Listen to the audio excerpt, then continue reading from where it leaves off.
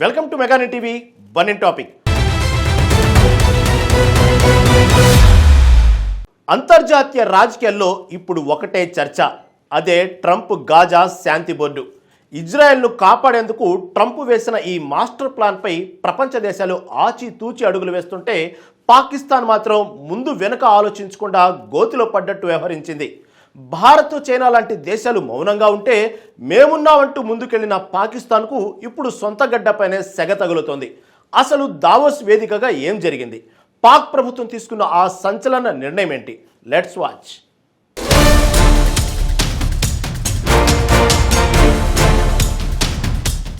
పశ్చిమాసియాలో నిత్యం రగులుతున్న గాజా మంటలను ఆర్పేందుకు, ముఖ్యంగా తన మిత్రదేశం ఇజ్రాయెల్ను హమాస్ దాడుల నుంచి రక్షించేందుకు డొనాల్డ్ ట్రంప్ ఒక శాంతి బోర్డును ప్రకటించారు. దీనికి ప్రపంచవ్యాప్తంగా 35 దేశాలకు ఆహ్వానం పంపారు. ఇందులో భారత్, రష్యా, చైనాలకు చోటు కల్పించినా ఆ దేశాలు మాత్రం వెయిట్ అండ్ వాచ్ అన్నట్టుగా నిశ్శబ్దంగా ఉన్నాయి. కానీ ఆర్థిక కష్టాల్లో ఉన్న పాకిస్తాన్ మాత్రం ట్రంప్ కళ్లల్లో ఆనందం చూడాలని తహతహలాడింది. నమస్కారం పెట్టకముందే వరమిచ్చినట్టు ఎటువంటి షరతులు లేకుండా ఈ బోర్డులో చేరేందుకు అంగీకరించింది.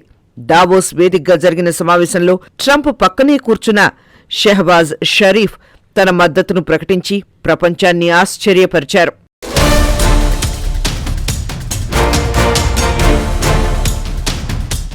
పాక్ ప్రభుత్వం తీసుకున్న ఈ నిర్ణయం ఆ దేశంలో ఒక పొలిటికల్ సునామీని సృష్టించింది.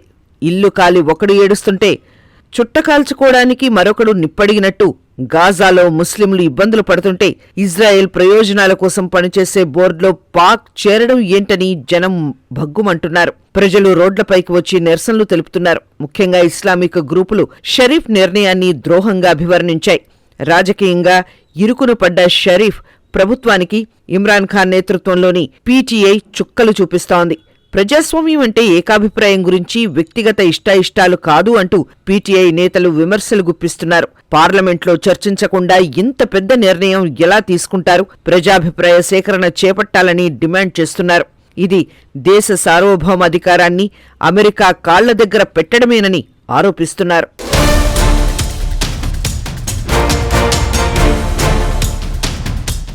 అక్కడ ప్రభుత్వం ఏదైనా, గద్దె మీద ఎవరున్నా మాత్రం ఎప్పుడూ రావల్పిండిలోని ఆర్మీ హెడ్ క్వార్టర్సే.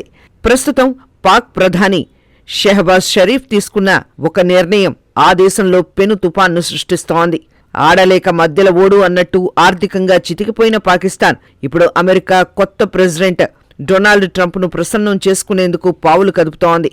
కానీ ఈ క్రమంలో వారు సొంత దేశంలోని మత సంస్థల ఆగ్రహానికి గురవుతున్నారు.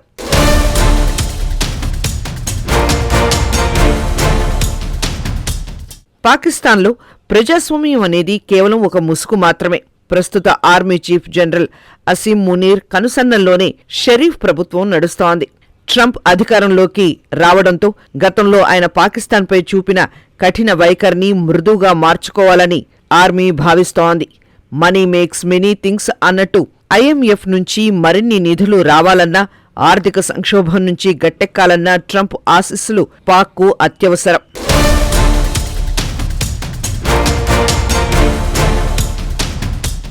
షెహబాజ్ షరీఫ్ అండ్ కో ఇప్పుడు క్యాచ్ 22 సిచ్యువేషన్లో పడిపోయారు. ట్రంప్ను ప్రసన్నం చేసుకోవడం కోసం అమెరికాకు అనుకూలమైన విధానాలను అవలంబిస్తుంటే దేశంలోని మత పండితులు మరియు కఠినతరమైన మత సంస్థలు రోడ్లపైకి వస్తున్నాయి. ముందు నొయ్యి వెనక గొయ్యి అన్న చందంగా అటు అమెరికాను వదులుకోలేక, ఇటు మత సంస్థలను కంట్రోల్ చేయలేక ప్రభుత్వం తల ప్రాణం తోకకు వస్తుంది. పాకిస్తాన్ పుట్టిందే మత ప్రాతిపదికన, కానీ నేడు అదే మతం వారికి సంకటంగా మారింది. వంచనకు హద్దులు లేవు అన్నట్టు మత సంస్థలు తమ పట్టు కోల్పోకూడదని పోరాడుతుంటే ఆర్మీ మాత్రం డాలర్ల కోసం పాకులాడుతోంది. ఈ నిర్ణయం పాకిస్తాన్ సమాజంలోని చీలికలను మరింత స్పష్టం చేసింది.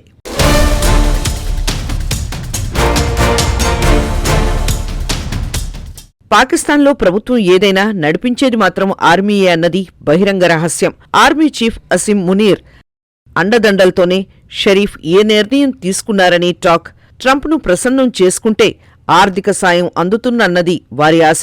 కాని మత పండితులు మరియు మత సంస్థలు దీన్ని తీవ్రంగా వ్యతిరేకిస్తున్నాయి. దేశంలోని మతపరమైన సైద్ధాంతిక లోపాలను ఈ నిర్ణయం బయటపెట్టింది.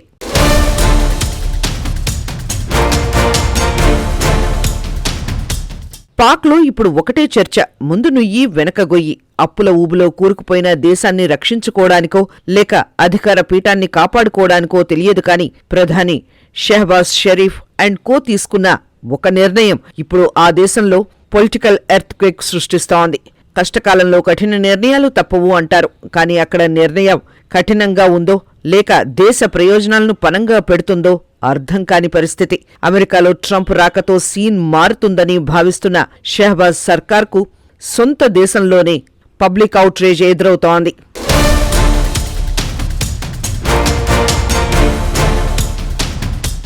పాకిస్తాన్ ప్రభుత్వం తీసుకున్న తాజా చర్యలు ఇప్పుడు ఆ దేశాన్ని రెండుగా చీల్చాయి. ఒకవైపు ప్రధాని షెహబాజ్ షరీఫ్, మరోవైపు ఆర్మీ చీఫ్ అసీం మునీర్ ఈ ఇద్దరూ కలిసి తీసుకున్న ఈ వివాదాస్పద నిర్ణయం వెనక ఇంటర్నేషనల్ ప్రెషర్ ఉందా లేక పర్సనల్ ఇంట్రెస్ట్ ఉన్నాయా అన్నది మిస్టరీగా మారింది. ట్రంప్ని ప్రసన్నం చేసుకోవడమే లక్ష్యంగా పాక్ అడుగులు వేస్తోంది. అయితే ఈ ప్రక్రియలో వారు అనుసరించిన విధానం ఇప్పుడు పెద్ద చర్చకు దారితీసింది. ఎవరినీ సంప్రదించకుండా అర్ధరాత్రి పూట నిర్ణయాలు తీసుకోవడంపై జనం మండిపడుతున్నారు.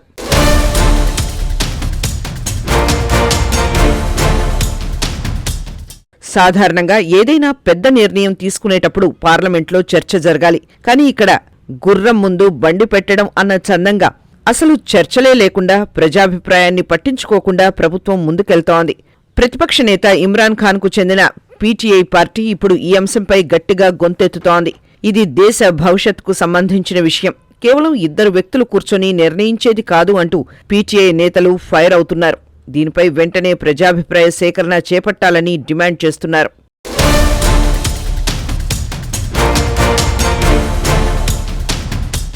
అంతర్జాతీయ దౌత్య నీతిలో సైలెన్స్ ఈజ్ గోల్డెన్ అంటారు. భారత్, రష్యా, చైనా వంటి అగ్రరాజ్యాలు ఈ బోర్డు విషయంలో ఆచితూచి వ్యవహరిస్తున్నాయి. కానీ పాక్ మాత్రం ముందు నుయ్యి వెనక గొయ్యి అన్న చందంగా వ్యవహరించి ఇరుక్కుపోయింది.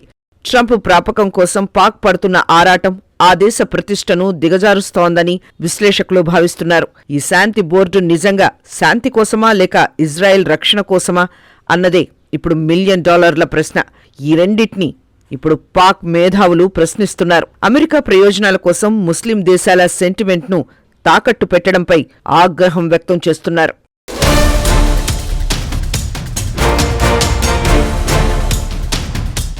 ఇంత వ్యతిరేకత వస్తున్న షెహబాజ్ షరీఫ్ ఆర్మీ చీఫ్ మాత్రం వెనక్కి తగ్గేలా లేరు.